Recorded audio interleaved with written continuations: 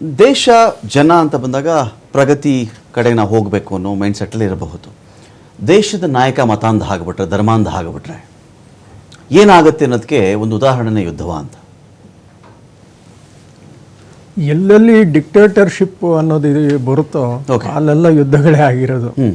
ನೀವು ಯಾವುದೇ ದೇಶ ತಗೊಳ್ಳಿ, ಲಿಬಿಯಾ ತಗೊಳ್ಳಿ, ಇರಾಕ್ ತಗೊಳ್ಳಿ, ಈಜಿಪ್ಟಲ್ಲೂ ಅದೇ ಥರ ಇತ್ತು, ಸುಡಾನಲ್ಲ ಅದೇ ಥರ ಇತ್ತು.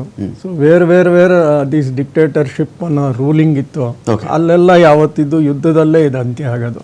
ಸೊ ಇಲ್ಲೂ ಅಯತುಲ್ಲಾ ಖಮೇನಿದು ಇಟ್ಸ್ ಎ ಡಿಕ್ಟೇಟರ್ಶಿಪ್ ರೂಲೇ.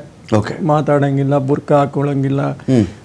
ಈ has got A set of rules. ಅದರಲ್ಲಿ ಒಂದು ಸಣ್ಣ ತಪ್ಪಾದರೂ ತಲೆ ತೆಗಿ, ಕೈ ತೆಗಿ, ಕಾಲು ತೆಗಿ. So that set of rules, ಆ ಶೈಟ್ ಲಾಸ್ ಅದೆಲ್ಲ ಭಾಳ ಸ್ಟ್ರಿಕ್ಟಾಗಿ ಫಾಲೋ ಮಾಡ್ಕೊಂಡು ಬರ್ತಾ ಇರುವಂಥ ಒಂದು ದೇಶ.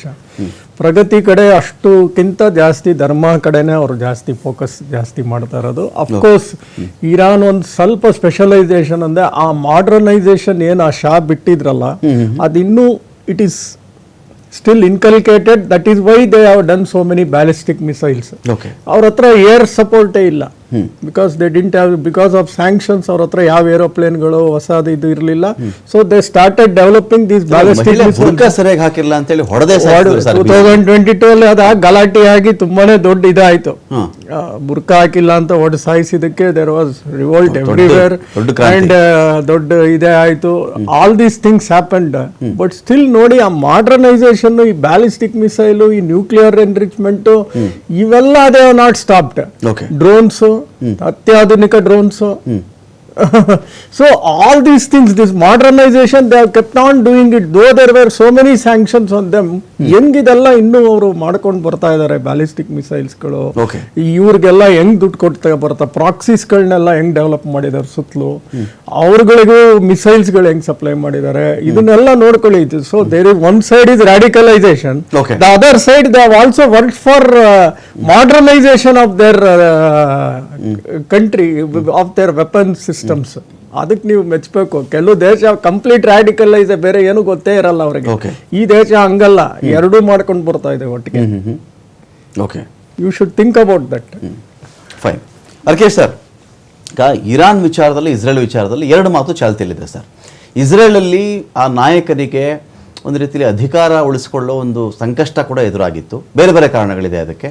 ಹಾಗಾಗಿ ಯಾವುದೇ ಒಂದು ದೇಶದ ಆ ಥರ ನಾಯಕನ ಸಂಕಷ್ಟ ಬಂದಾಗ ಯುದ್ಧ ಎನ್ನುವುದೊಂದು ಆಪ್ಷನ್ ಆಗಿ, ಒಂದು ಯುದ್ಧ ಆಪ್ಷನ್ ಆದಾಗ ಸಹಜವಾಗಿ ದೇಶ ಜನ ನಿಂತ್ಕೋತಾರೆ, ದೇಶ ಜನ ಪೂರ್ತಿ ನಾಯಕನ ಸಪೋರ್ಟ್ ಮಾಡ್ತಾರೆ ಅಂತ ಒಂದು ಭಾಗ. ಅದೇ ರೀತಿಯಲ್ಲಿ ಇರಾನ್ ಅಂತ ಬಂದಾಗ ಮತಾಂಧ ನಾಯಕ, ಜನಗಳಿಗೇನು ಅಷ್ಟು ಸಮಾಧಾನ ಇಲ್ಲ, ಆದರೆ ಆತ ಡಿಕ್ಟೇಟರ್, ಟೈರೆಂಟ್. ಈ ಥರ ಟೈರೆಂಟ್ಸ್ ಇರಬೇಕಾದ್ರೆ ಜನಗಳಿಗೂ ಬೇರೆ ಏನೂ ಆಪ್ಷನ್ ಇಲ್ಲ. ಈಗ ಆ ನಾಯಕ ಯುದ್ಧಕ್ಕೆ ಧುಮುಕಿದಾಗ, ಅಂಥ ನಾಯಕನ ಯುದ್ಧಕ್ಕೆ ಧುಮುಕ್ಬಿಟ್ರೆ ಅಕಸ್ಮಾತ್ ಆ ನಾಯಕ ಅಳಿದು ಹೋದ, ಇಸ್ರೇಲೋ ಅಮೇರಿಕನೋ ಟಾರ್ಗೆಟ್ ಮಾಡಿಕೊಂಡು ಅಯತುಲ್ಲಾ ಖಮೇನಿಗೆ ಒಂದು ಗತಿ ಕಾಣಿಸಿದ್ರು ಅಂತ ಅಂದ್ಕೊಂಡ್ರು ಕೂಡ ಸ್ಟ್ರೈಟ್ ಅವೇ ಮಿಲಿಟರಿ ಅಧಿಕಾರಕ್ಕೆ ಬಂದ್ಬಿಡುತ್ತೆ ಸರ್. ಅಲ್ಲಿ ಒಬ್ಬ ನಾಯಕರಿಂದ ಹೋಗಿ ಮಿಲಿಟರಿ ಅಧಿಕಾರಕ್ಕೆ ಬಂದ್ಬಿಟ್ರೆ ಆಗ ಇನ್ನೂ ಅಪಾಯ ಜಾಸ್ತಿನಾ ಅಂತ. ಖಂಡಿತ. ಎಲ್ಲಿ ಪ್ರಜಾಪ್ರಭುತ್ವ ಇಲ್ವೋ, ಈಗ ನಾವು ಒಂದು ದೇಶ ಅಂದ್ರೆ ಆ ದೇಶದ ನಾಯಕನೇ ಅಲ್ಲ, ಆ ದೇಶದ ಜನ. ಆದ್ರೆ ಆ ದೇಶದ ಜನರನ್ನ ಪ್ರತಿನಿಧಿಸುವವನು ನಾಯಕ. ಆ ನಾಯಕ ಮತಾಂಧ ಆಗಿರಬಹುದು, ಅಥವಾ ಬೇರೆ ತರದ ಮಿಲಿಟರಿ ಡಿಕ್ಟೇಟರ್ ಆಗಿರಬಹುದು, ಅಥವಾ ಇನ್ಯಾವುದೋ ತರದ ಲೀಡರ್ ಅವನಾಗಿರಬಹುದು. ಸೊ ಯುದ್ಧಗಳಾಗೋದು ನಾಯಕರ ಖಯಾಲ್ಗಳಿಂದಲೇ ಹೊರತು ಆ ಜನಗಳ ಆಶಯಗಳಿಂದ ಅಲ್ಲ. ಹೀಗಾಗಿ ಇಸ್ರೇಲ್ ನಲ್ಲಿ ಇರುವಂತಹ ನಾಯಕ, ಅವನು ಹಲವಾರು ಯುದ್ಧಗಳನ್ನ, ಹಲವಾರು ಕಠಿಣ ಸಂದಿಗ್ಧ ಪರಿಸ್ಥಿತಿಗಳನ್ನ ಎದುರಿಸ್ತಾ ಇರೋದ್ರಿಂದ ಆ ನಾಯಕನ ಮೇಲೆ ಕ್ರಿಟಿಸಿಸಮ್ ಇರುತ್ತೆ. ಆದ್ರೆ ಅವನು ಇನ್ನೂ ಪಾಪ್ಯುಲರ್ ಸಪೋರ್ಟ್ ಅನ್ನ ಇಸ್ರೇಲ್ ನಲ್ಲಿ ಕಳ್ಕೊಂಡಿಲ್ಲ. ಆದ್ರೆ ಇರಾನ್ ನಲ್ಲಿರುವ ನಾಯಕನ ಮೇಲೆ ಈಗಾಗಲೇ ಹಲವಾರು ಜನ ಬೆರಳೆತ್ತಿ ತೋರಿಸ್ತಾ ಇದ್ದಾರೆ, ಆದ್ರೆ ಅವರು ಆರ್ಗನೈಸ್ಡ್ ಆಗಿಲ್ಲ. ನೀವು ಹೇಳಿದ ಹಾಗೆ ಒಂದು ವೇಳೆ ಏನಾದ್ರೂ ರೆಜಿಮ್ ಚೇಂಜ್ ಆದ್ರೆ ಪ್ರಾಯಶಃ ಇಸ್ರೇಲ್ ಕೈಯಲ್ಲಿ ಆ ತಂತ್ರಜ್ಞಾನ ಇದೆ, ಆ ಖಮೇನಿನ ಹೊಡೆದಾಕುವಂತಹ ತಂತ್ರಜ್ಞಾನ ಇದೆ. ಪ್ರಾಯಶಃ ಅದನ್ನ ಅವ್ರು ಯಾಕೆ ಬಳಸ್ಕೊಳ್ತಾ ಇಲ್ಲ ಅಂತ ಅಂದ್ರೆ, ಒಬ್ಬ ಸತ್ತ ಖಮೇನಿ ಬದುಕಿರುವ ಯೆಮೆನಿಗಿಂತ ಹೆಚ್ಚು ಡೇಂಜರಸ್ ಆಗಬಹುದು Okay. ರಿಪರ್ಕಷನ್ಸ್ ದೃಷ್ಟಿಯಿಂದ ಮತ್ತೆ ಇರಾನ್ ನಲ್ಲಿ ಆಗುವ ಆಂತರಿಕ ಬೆಳವಣಿಗೆಗಳ ದೃಷ್ಟಿಯಿಂದ ಅನ್ನೋ ಕಾರಣದಿಂದ ಪ್ರಾಯಶಃ ಖಮೇನಿಯನ್ನ ಇನ್ನೂ ಜೀವಂತವಾಗಿ ಇಟ್ಟಿದ್ದಾರೆ. ಓಕೆ ಸರ್, ಈಗ ಯುದ್ಧದ ಖರ್ಚುಗಳ ವಿಚಾರಕ್ಕೆ ಬಂದಾಗ ಒಂದು 61,000 ಕೋಟಿ ಖರ್ಚು ಮಾಡ್ತಾ ಇದೆ ಸರ್ ಇಸ್ರೇಲ್ ಒಂದು ದಿನದ ಯುದ್ಧಕ್ಕೆ. ಕಡಿಮೆ ಅಂತ ಅಂದ್ಕೊಂಡ್ರು, ಒಂದು ಆವರೇಜ್ ಪ್ರೈಸ್ ನಾವು ತೆಗೆದುಕೊಂಡ್ರು ಕೂಡ 30-40 ಕೋಟಿಗೆ ಏನು ಕಡಿಮೆ ಇಲ್ಲ ಇಸ್ರೇಲು ಸ್ಪೆಂಡ್ ಮಾಡ್ತಿರ್ತಕ್ಕಂಥ ಒಂದು ದಿನದ ಯುದ್ಧದ ಖರ್ಚು. ವೇರಸ್ ನಾವು ಇರಾನ್ ಅಂತ ಬಂದಾಗ ಒಂದು 1,600 ಕೋಟಿ 1,700 ಕೋಟಿಲಿ ಒಂದು ದಿನದ ಯುದ್ಧವನ್ನು ಮುಗಿಸ್ಕೊಳ್ತಾ ಇದ್ದಾರೆ ಅವರು ಅಂತ ಹೇಳಿ. ಸೊ ಇದರಲ್ಲಿ ಇದು ಸ್ಮಾರ್ಟ್ನೆಸ್ಸಾ ಅಥವಾ ಇರಾನ್ ಬಳಿ ಇರೋದೇ ಅಷ್ಟಾ?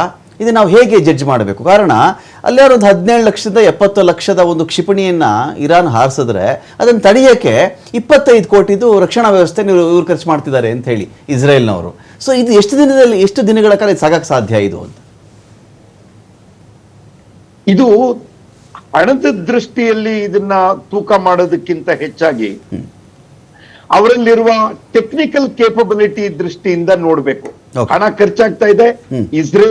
ಇಸ್ರೇಲ್ ಕೂಡ ಸಾಧಾರಣವಾದ ದೇಶ ಅಲ್ಲ, ಆರ್ಥಿಕವಾಗಿ ಬಹಳ ಮುಂದುವರೆದ ದೇಶ. ಅವರ ತಂತ್ರಜ್ಞಾನದ ಮೇಲೆ ಪ್ರಪಂಚದ ಹಲವಾರು ದೇಶಗಳು ಅವ್ರ ಸಹಾಯ ಪಡ್ಕೊಳ್ತಾ ಇದ್ದಾರೆ. ಹೀಗಾಗಿ ಅವರ ಜನಸಂಖ್ಯೆ ಮೇಲೆ, ಅವರ ತಂತ್ರಜ್ಞಾನದ ಶಕ್ತಿಯ ಮೇಲೆ ಇಸ್ರೇಲ್ಗೆ ಬಹಳ ನಂಬಿಕೆ ಇದೆ. ಇರಾನ್ ಬರೀ ಅವರ ಆಯಿಲ್ ಪ್ರೊಡಕ್ಷನ್ ದೃಷ್ಟಿಯಿಂದ, ಆಯಿಲ್ ಪ್ರೊಡಕ್ಷನ್ ಅಲ್ಲದೆ ಬೇರೆ ಪ್ರೊಡಕ್ಷನ್ಗಳು ಅಷ್ಟೊಂದು ಎಕನಾಮಿಕ್ ಬಾಕ್ಸಕ್ಕೆ ಅಷ್ಟೊಂದು ಕಾಂಟ್ರಿಬ್ಯೂಟ್ ಮಾಡ್ತಾ ಇಲ್ಲ. ಹೀಗಾಗಿ ಇಲ್ಲಿ ಇರಾನ್ ಹೆಚ್ಚು ಕಾಶಿಯಸ್ ಆಗಿರ್ಬೇಕಾಗತ್ತೆ. ಹೀಗೆ ಇದೆಲ್ಲಾ ಸಮಸ್ಯೆ ಬಂದಿರೋದು ಒಂದೇ ಕಾರಣದಿಂದ, ಅವರು ನ್ಯೂಕ್ಲಿಯರ್ ಪವರ್ ಆಗ್ಬೇಕು ಅಂತ ಹೊರಟಿರೋದ್ರಿಂದ. ಅದು ಅವ್ರ ನ್ಯೂಕ್ಲಿಯರ್ ಪವರ್ ಆದ್ರೆ ಇಸ್ರೇಲ್ನ ಅಸ್ತಿತ್ವವೇ ಹೋಗ್ಬಿಡುತ್ತೆ ಅನ್ನೋ ದೃಷ್ಟಿಯಿಂದ ಇಸ್ರೇಲ್ ತನ್ನೆಲ್ಲಾ ಶಕ್ತಿಯನ್ನು ಬಳಸಲೇಬೇಕಾಗತ್ತೆ. ಇವತ್ತು ಅವರು ಎಷ್ಟು ಖರ್ಚಾಗ್ತಾ ಇದೆ ಅನ್ನೋದನ್ನ ನೋಡೋದಲ್ಲ, ನಾವು ಅಸ್ತಿತ್ವದಲ್ಲಿ ಇರ್ತೇವೆಯೇ ಇಲ್ವೇ ಎನ್ನುವ ಪ್ರಶ್ನೆ ಇದಾಗುತ್ತೆ. ಹೀಗಾಗಿ ಅಮೆರಿಕಾವೂ ಇದನ್ನು ಬಯಸುತ್ತೆ, ಇಸ್ರೇಲ್ ನ್ಯೂಕ್ಲಿಯರ್ ಪವರ್ ಆಗ್ಬಾರ್ದು ಅಂತ. ಅದನ್ನ ಇಸ್ರೇಲ್ ಮುಖಾಂತರ ಅಮೆರಿಕ ಮಾಡಿಸ್ತಾ ಇದೆ.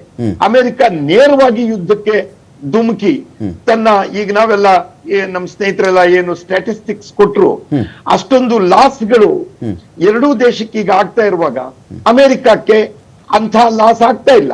ಅವರ ಡಿಫೆನ್ಸ್ ಸೇಲ್ಸ್ ಇಂಪ್ರೂವ್ ಆಗ್ತಾ ಇದೆ. ಹೀಗಾಗಿ ಅಮೆರಿಕ ಈ ತರದ ಬನಿಯಾಗರ್ದಿ ಏನು ಒಂದು ವ್ಯಾಪಾರಿ ದೃಷ್ಟಿಕೋನದಿಂದ ನೋಡ್ತಾ ಇದೆ. ಇದು ಪ್ರಾಯಶಃ ಇಸ್ರೇಲ್ಗೂ ವೇದ್ಯವಾಗಿದೆ. ಈ ಅಮೆರಿಕದನ್ನ ಎಷ್ಟು ನಂಬಬೇಕು ಎಷ್ಟು ಬಿಡಬೇಕು ಅಂತ. ಅದರಲ್ಲೂ ಟ್ರಂಪ್ನಂತಹ ಒಂದು ಹುಚ್ಚು ಆಡಳಿತಗಾರನ ಕೈಯಲ್ಲಿ ಅಮೆರಿಕ ಸಿಕ್ಕಾಕೊಂಡಿರೋದ್ರಿಂದ ಅದು ಅವರನ್ನ ಇಸ್ರೇಲ್ನವರು ಸಂಪೂರ್ಣವಾಗಿ ನಂಬಿಲ್ಲ ಅಥವಾ ಅವ್ರನ್ನ ಬಿಡೋ ಸ್ಥಿತಿಯಲ್ಲೂ ಇಲ್ಲ. ಹೀಗಾಗಿ ಈ ಯುದ್ಧ ಇನ್ನ ಕೆಲವೇ ದಿನಗಳಲ್ಲಿ ನಿರ್ಣಯವಾಗಿ ಹೋಗ್ಬಿಡಬಹುದು ಅಂತ ನನ್ನ ನಂಬಿಕೆ ಇದೆ. ಓಕೆ, ಮತ್ತಷ್ಟು ಮಾತಾಡಿಸ್ತೀನಿ, ಒಂದು ಬ್ರೇಕ್ ಆದ್ಮೇಲೆ.